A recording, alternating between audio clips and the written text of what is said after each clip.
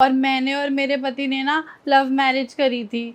साहब, आपको पता है मैं कोई भी काम करती थी ना, वो मेरे ना सारे कामों में कुछ ना कुछ कमियां निकालती रहती थी और ना सुबह शाम ना मेरे को ताने देती रहती थी। बोलती थी कि मेरे बेटे की ना मत मारी गई थी, जो उसने तेरी जैसी लड़की से शादी कर ली। तेरे घर वालों ने ना तो गाड़ी दी ना कोई पैसा दिया, और मेरे बेटे के लिए इतने पैसे वालों के रिश्ते आ रहे थे और वो लोग ना दहेज में फॉर्च्यूनर गाड़ी भी दे रहे थे।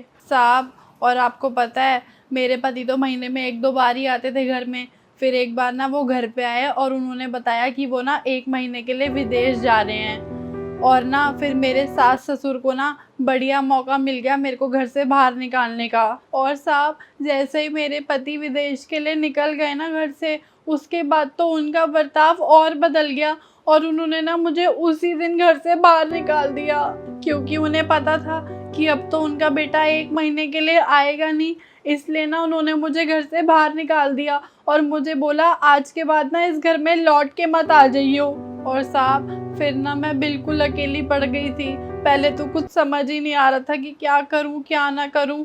अपना पेट पालने के लिए कुछ तो करना पड़ता ना, इसलिए ना फिर मैंने ये काम पकड़ लिया और इससे ना मेरे को 2 वक्त की रोटी खाने को मिल जाती है साहब। कहीं ऐसा तो नहीं कि कमी आपके अंदर हो और आप अपनी गलती छुपाने के लिए गलती अपनी सास की बता रहे हो?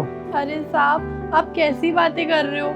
मैं भला ऐसा कैसे कर सकती हूँ? अगर मेरी गलती होती तो आज मैं ये झाड़ू पोछे का काम थोड़ी कर रही होती। मैं तो किसी ढंग के लड़के को ढूंढ के उससे शादी कर लेती, उसी के साथ रहती। लेकिन नहीं साहब, मैंने ऐसा नहीं किया और ना ही मेरी कोई गलती थी।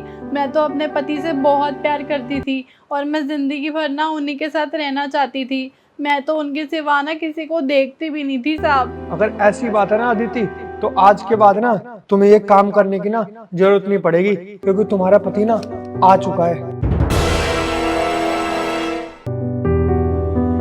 प्रिंस, आप यहाँ पे क्या करने आए हो? अदिति, वैसे ना मैं यहाँ पे अपने दोस्त ना अभी से ही मिलने आया था, पर मुझे नहीं पता था तुम मुझे ऐसी हालत में यहाँ पे मिल जाओगी।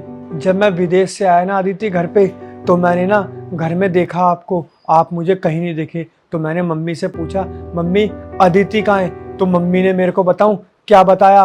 मम्मी बोली कि बेटा, जब तेरे विदेश जाने के बाद जो घर में हुआ ना, वो अगर तू सुनेगा ना तो हमारी बात पे ना विश्वास नहीं कर पाएगा। मेरी मम्मी ने बताया कि बेटा, तेरे जाने के बाद ना हर 2-3 दिन में ना एक बहू से मिलने एक लड़का आता था। फिर मैंने उससे पूछा बहू से कि बेटा, ये घर में क्या बवाल चल रहा है? तो बहू ने बोला